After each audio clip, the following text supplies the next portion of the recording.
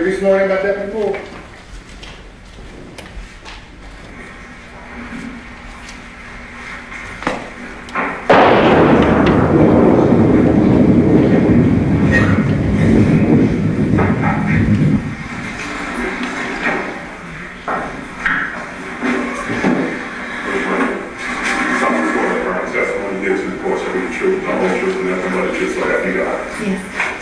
Name for the record.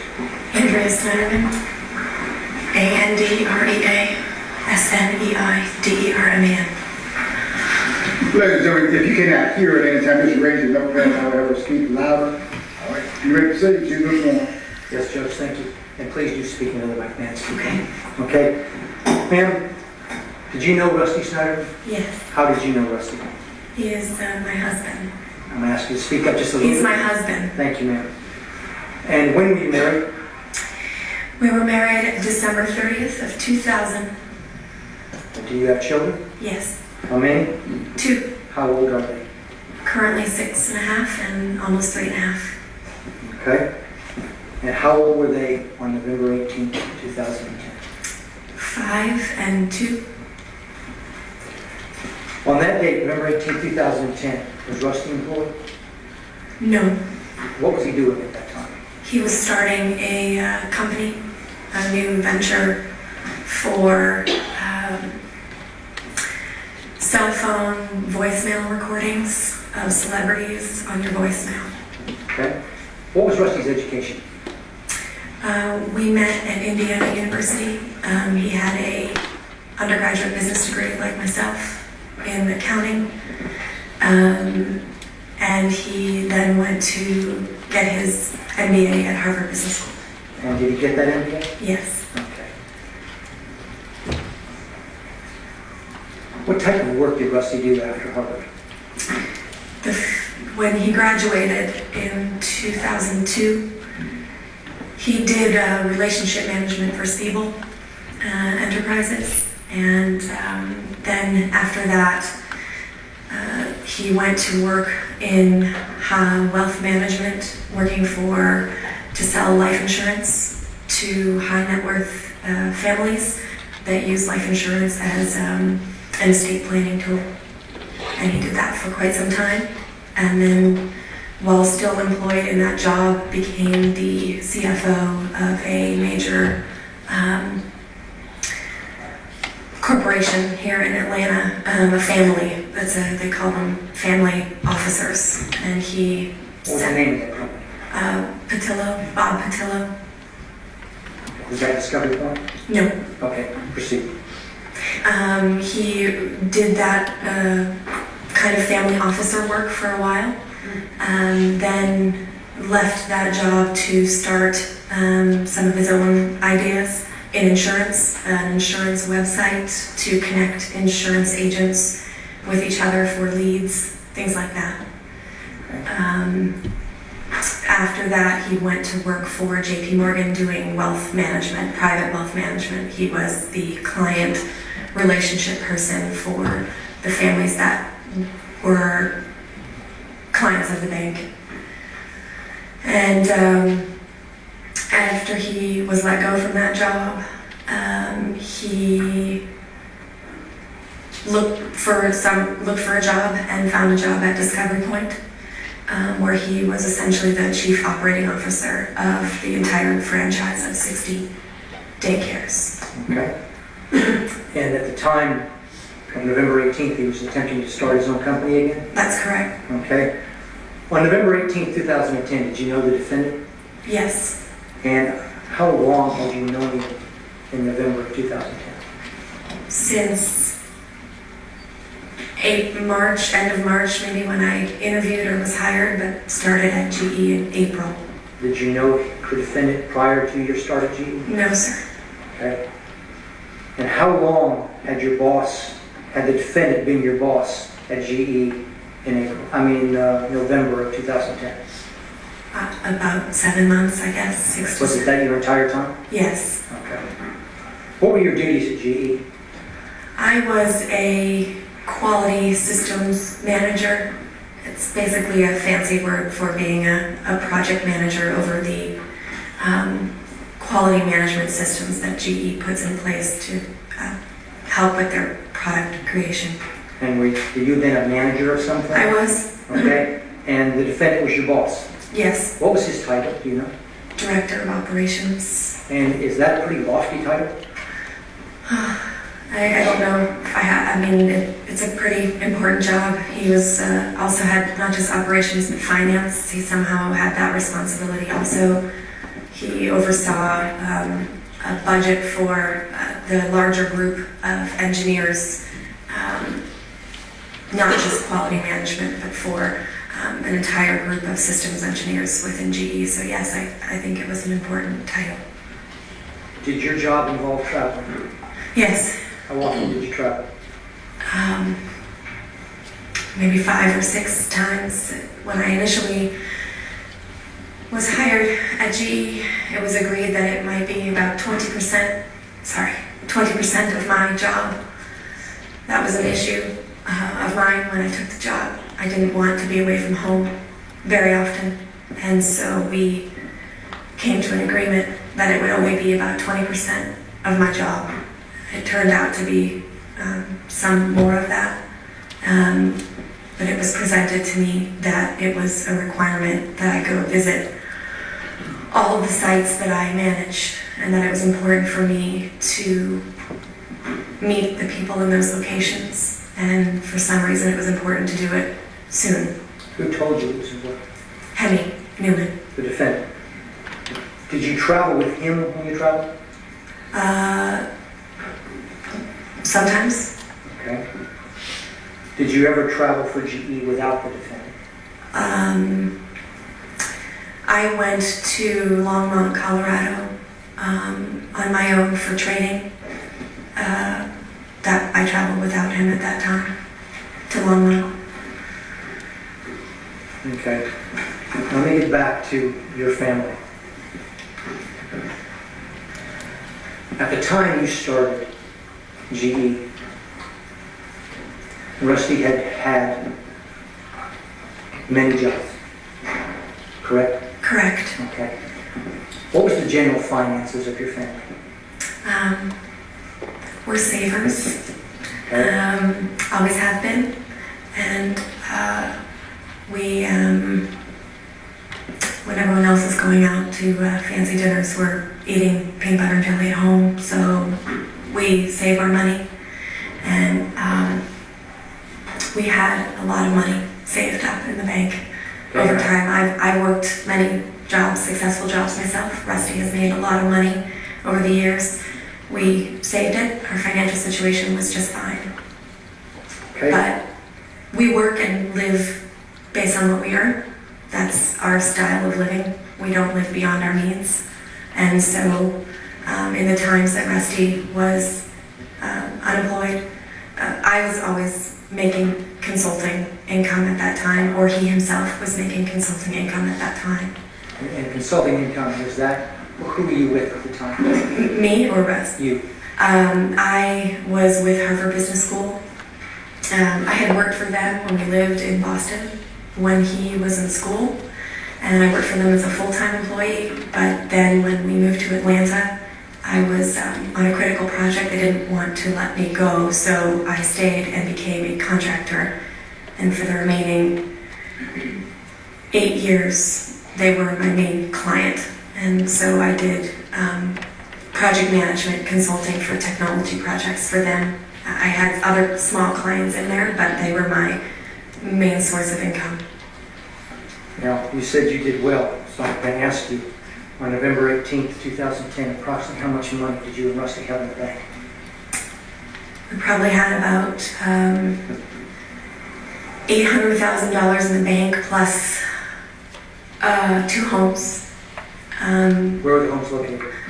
One was in Dunwoody, Georgia, and we had paid off a good portion of that home, probably half of what that home is worth. And then we have a home at Lake Oconee in Eatonton, Georgia. You wouldn't consider yourself broke, would you? No. Okay.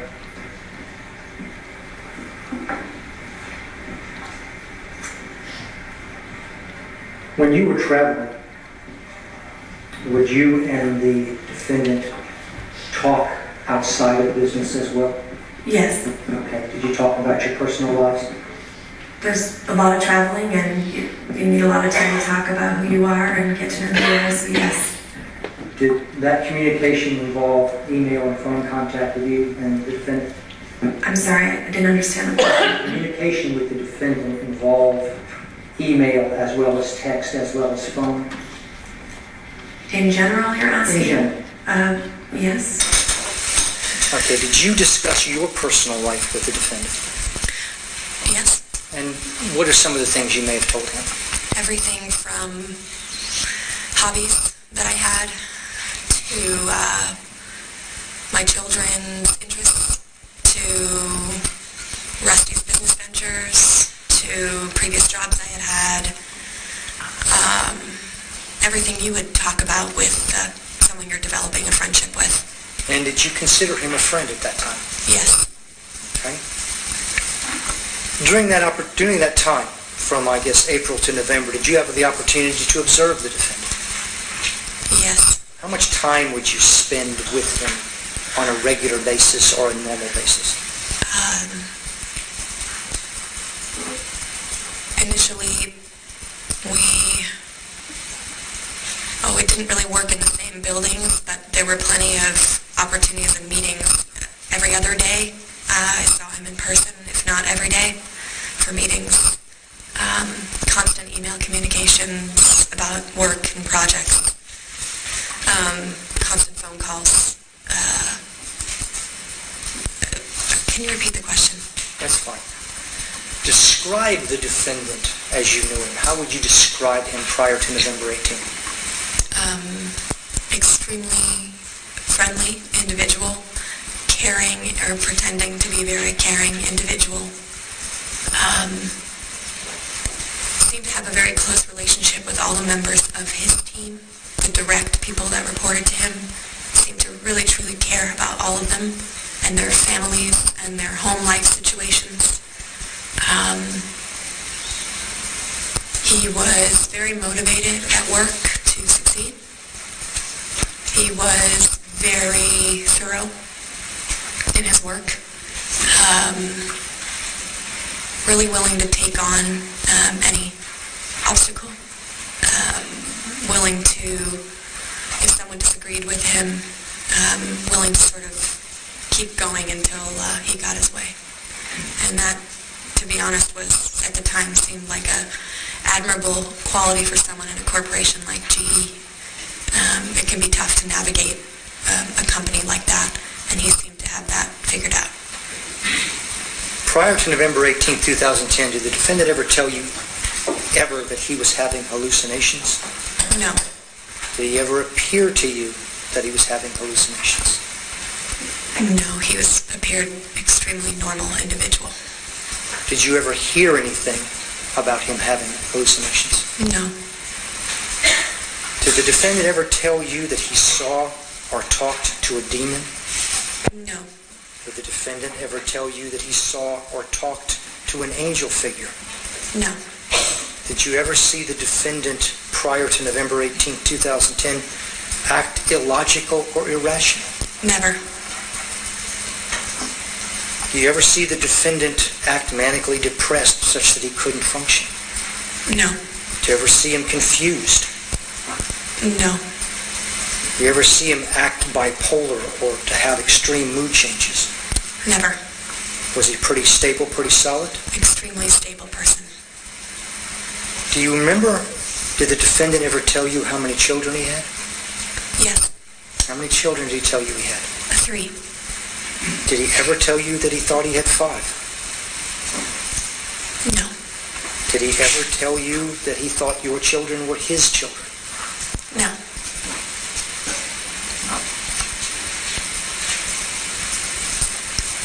Did you discuss your children, however, in a normal course with the defendant? Yes. Normal conversation, yes.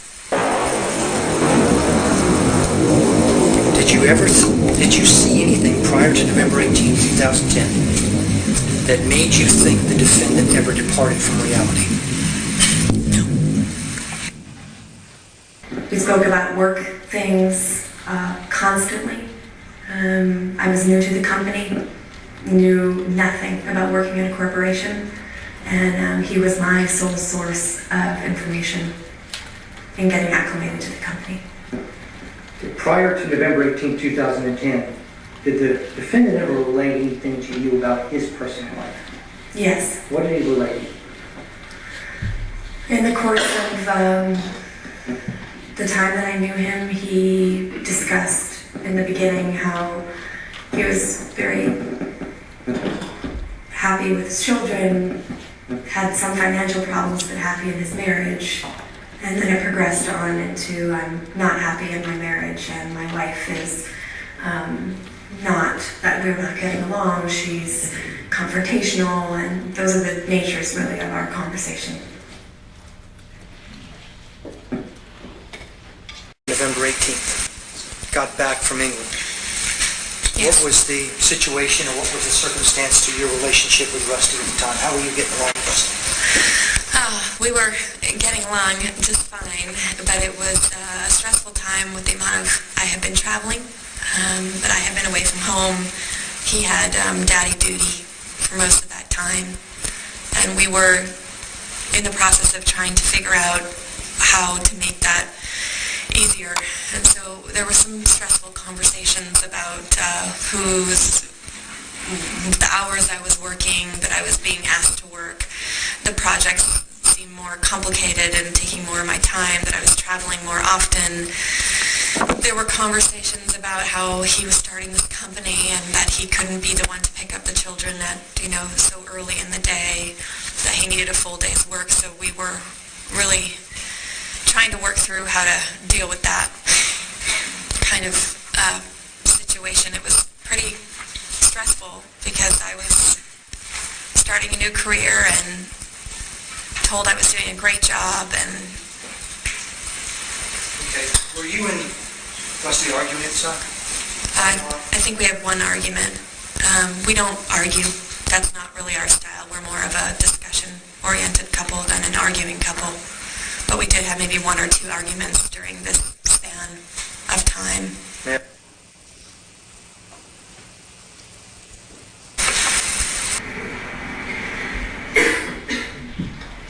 On October 21st of 2010, did you take another Greenville trip with the defendant? Yeah.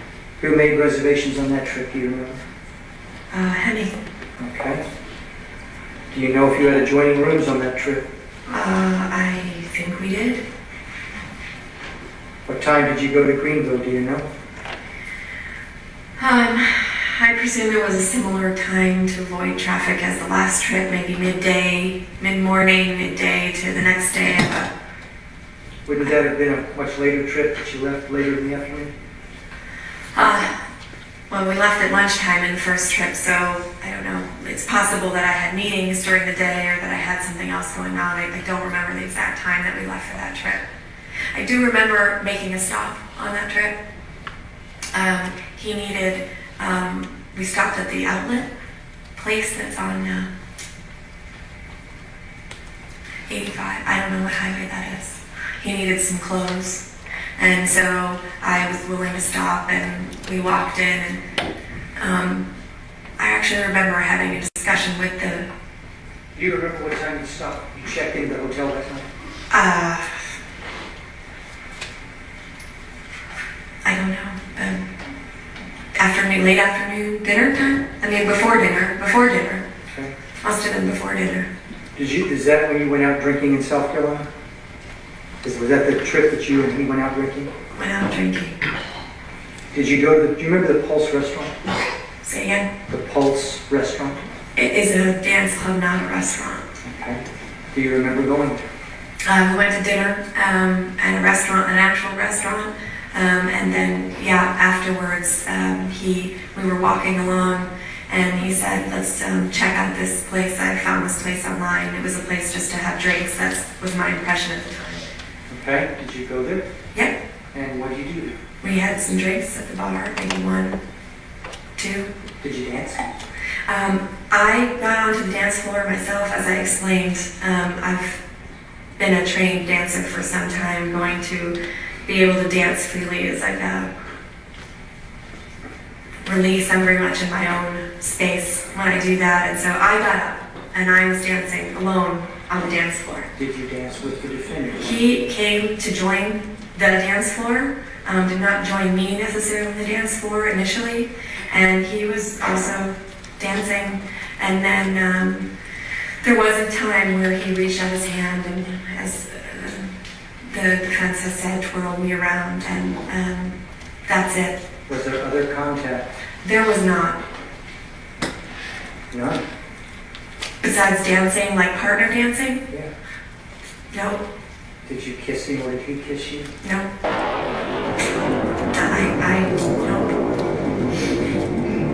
But I guess you have people that have said that that did occur. Do you have any idea why someone would believe you were kissing? No, I don't. Came back out of the restaurant. She did. Okay, tell me what happened then. The drinks were on the bar. They both took a sip out of their drink, and the music was playing. What type of music was it? Salsa music? Okay. The music is playing. They're taking a sip of the drink at the bar. Yes. Okay, you said when she went to the restroom, She appeared she back. seemed a little upset. Yes, sir. Has her demeanor changed at any point? She did, after she took a sip of the drink, she kind of brushed off whatever was bothering her and looked like she was going to have a good time and wasn't going to let whatever bothering her bother her. So, yes, her demeanor did change. So they're back at the bar, they're taking a sip of the drink. What happens next? Her party takes her out to the dance floor and they start dancing. Let me stop. You say a party takes her out to the dance floor. Yes. What do you mean by take out to the dance floor? He led her by her hand to the dance floor, So he physically went and grabbed the defendant's hand and grabbed led her to out the dance floor. Yes. Okay.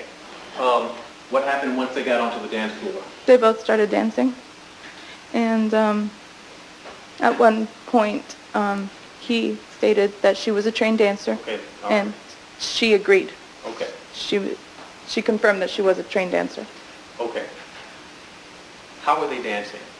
They were dancing at one point not together, and then they had separated, and it appeared to be as though she was dancing with him in a flirtatious way, trying to entice him. Explain what you mean by dancing with him in a flirtatious way. He had just stated that she was a trained dancer, and I guess she was trying to prove that she was, and was dancing for him kind of in a seductive way. Like dancing. Like dancing. She was moving her hips, and Side he to was, side? yes, Okay. she was. And sort of Latin dancing. Sort of yes, Latin Okay. dancing. And And then they were coming closer together. Okay, let me stop you. When she's moving her hips side to side, sort of Latin dancing, what is he doing? The individual that's with her. He's looking at me saying, "This is great." Okay. And she's getting closer to him. Okay. At that point, he had grabbed her rear, her butt. Her butt. Her buttocks. He had cupped her butt, and One hand or two hands? two hands. Okay. And How close are they? If this is her and this is him, were they this far no, apart? sir, they were really close. Like this? Yes, and then Okay. And he's got his hands around her buttocks. yes, and Miss Sneiderman would be the podium. Miss Stein will be the podium. Yes. Right here. Okay. Okay, so go ahead. They appeared to be grinding at that moment and By body grinding, what do you mean? body against body, And their and body moving against body and they're moving together? moving together. Okay, go ahead. At that moment, she had kissed him. She kissed him. She kissed him. Prior to that, he had kissed her. Let me stop you Yes. again. She kissed him. Well, I mean, did she kiss him on the hand, on the cheek? No, she kissed him on the mouth. And you've seen people kiss before, correct? I have. Is this sort of a peck like a father pecks a child, or what are we talking about? No, this was a kiss, like a loving kiss, like a passionate kiss. Yes. Was it like a split second or a couple seconds? Or Couple what? seconds. Couple second kiss? Okay. You said prior to that, he had kissed her. Yes. Tell us about that. He, when he took her out to the dance floor and she appeared to brush off whatever was bothering her, he had kissed her on the mouth again. Couple seconds, nothing. Passionate kiss? Passionate kiss. Okay, go ahead. After they danced and were grinding on the floor, they come back to the bar and finished having their drink. they asked if this establishment was open and what days. I'd mentioned the Halloween party that we were going to be having towards the end of the week. It was getting closer to Halloween time. They really enjoyed the bar and the music, and he had stated that this was exactly what she needed, the type of environment that she needed. After that, they had their drinks and proceeded to leave, and once they left... Let me stop you there. So they had their drinks and they proceeded to leave. Tell me about the windows at Pulse. Can you... If this were the bar, right here would be the window. When you're talking about alleged affairs and someone else's husband being murdered, I think people tend to think they saw a lot of things. Well, and let me ask you that. This is a gentleman who, up to this point in time, has asked you to marry him at least twice that we're aware of, right? Correct? Correct. And has expressed his love for you in just emails numerous times, correct? Correct. And you're going to a dance club drinking with him, correct? I didn't go to the dance club as a drinking activity, and nor did I know at the time it was a dance club until we got in there. But yes, I was there. And you stayed. Yeah, I stayed. Did you have adjoining rooms at that trip in Greenville? Yeah, yes. Did you and he spend time in each other's room or in one of the rooms? When we got to the hotel, I remember sitting briefly on the balcony of my room, but then that was that. There was no other additional time, if that's what you're asking. So he never spent time in your room? Besides what I just explained, no. Rusty is at the Dunwoody Prep School. Maybe the obvious, but please tell me why Rusty was at the Dunwoody Prep School. He took Ian to school. Did he do that every morning or most mornings? Most mornings. And did he do that about that same time? Yes. Okay. Do you have any idea how the defendant would know that? No. Only if he was watching my house for weeks in advance. That morning, did you get a phone call from the daycare? Yeah. What did they tell you? Really didn't tell me anything. They said there has been an accident. I'm sorry, just speak up a little, please. They said there had been an accident, that Ian was fine, but there had been an accident. And the accident specifically was directed to Rusty? Or did they tell you? They didn't really tell me. Okay. And then I screamed into the phone asking what was going on. And they just said, you need to come here. So I dropped the phone and ran out of my office. Did you, prior to dropping the phone, did they clarify it was Rusty or they didn't tell you? I don't remember. Okay.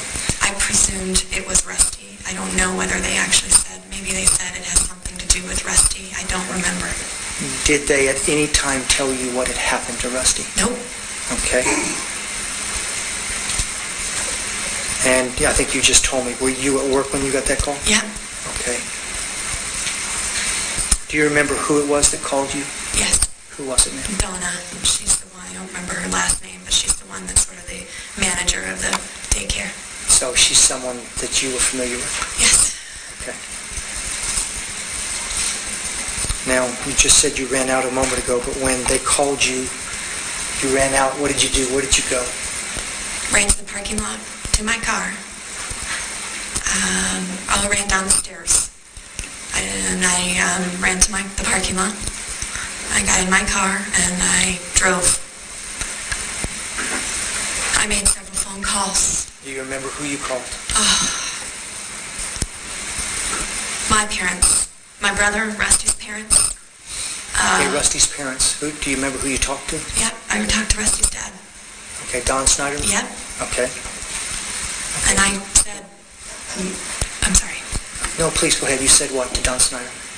I said, something's happened to Rusty. I have no idea what, and that's all I said. And I was belligerent on the phone.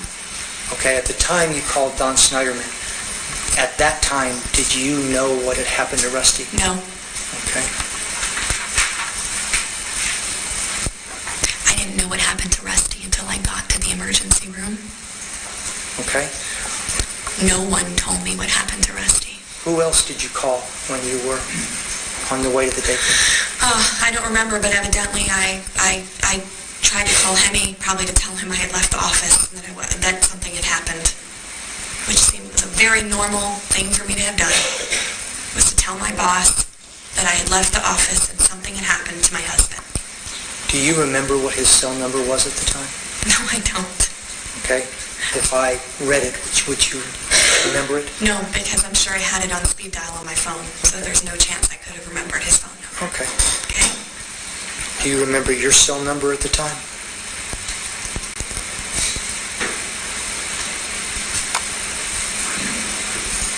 Let me ask you, was it 404-371-1931?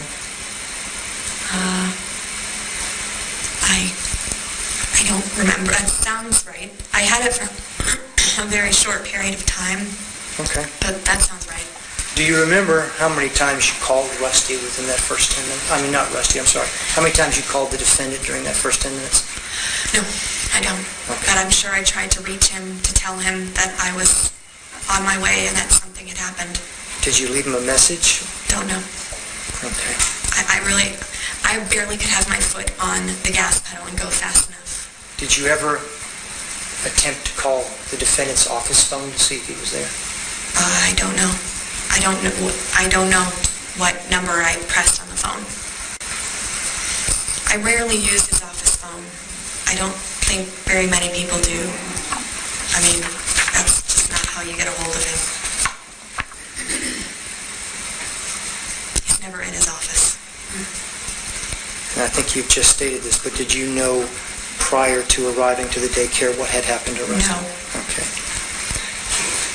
From leaving work to arriving at the daycare, I think you said you presumed or they indicated that something had happened to Rusty. Right. How many times did you call Rusty? Call Rusty? Rusty. 0 times. Why didn't you call Rusty? Because they just told me something had happened to Rusty. What are the chances that he's going to be answering his cell phone? They didn't tell you what happened to Rusty.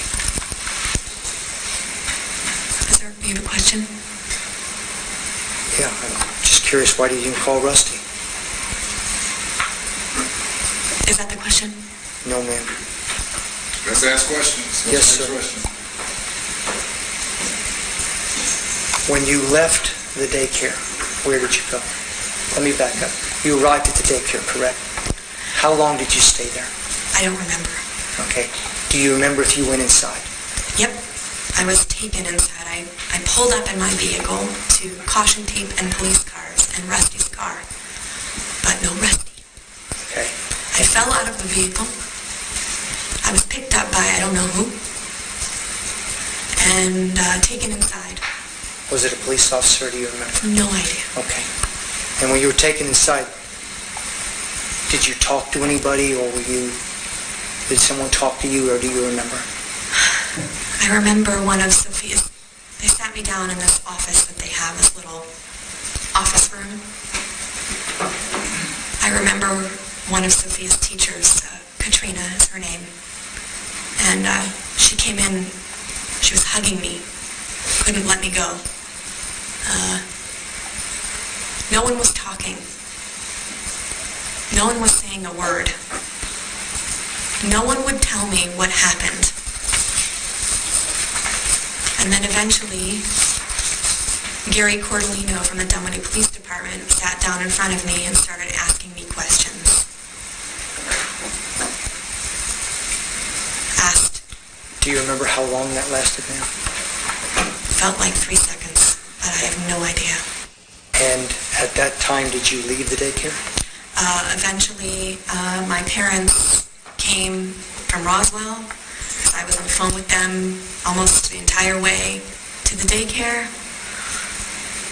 I was on the phone with them on the entire way to the daycare. Yes, ma'am. They were keeping me company in the car because I was beside myself. Yes, ma'am. No time to call Rusty in there. Yes, ma'am. When you left the daycare, My parents picked me up and took me home. I was heard that we were instructed, my brother was also there, that we were instructed to go home. So By whom? I have no idea. A police officer, I presume. You'd have to ask my mother or my brother. Okay, did they tell you where Rusty was? Nope. They said they didn't know where he was being taken. So did you go to the house? Yep. Went to the house. I was in a fairly catatonic state. My dad and my brother started making phone calls to all the local hospitals. Okay. And they eventually got a hold of, I don't know, whatever the hospital is, Atlanta Medical Center. Yes, ma'am. And they wouldn't tell my dad anything but that he was being taken there. So we got in the car and we left. To go to Atlanta Medical? That's correct. Okay. Was Ian still at the daycare? Yes, he was, and that was instructed that was the best idea, was to keep him at the daycare. Who instructed you that? Donna, the woman that runs the daycare. And you left him there? Yep, that's the safest place for him to be. I had no idea what was going on.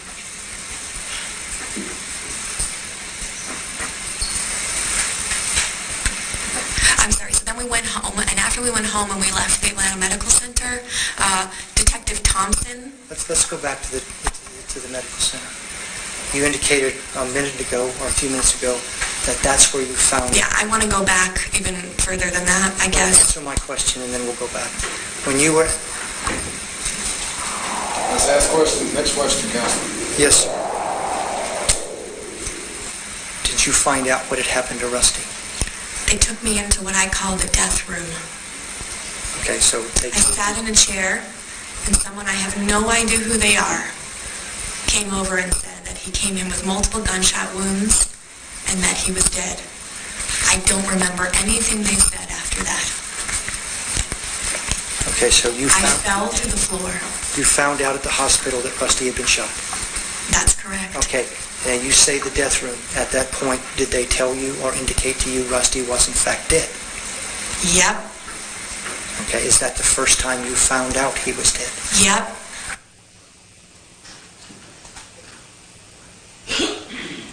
Go ahead, next witness. State calls Donald Sneiderman. 15 years. 15 years. Do you travel frequently for work? I do. Do you at times travel with colleagues or coworkers? I do. Is it common practice to have adjoining rooms with your colleague or coworker? In the 15 years that you've been employed at GE, have you ever had adjoining rooms on a business travel with coworkers? I have not. Subject 3-5.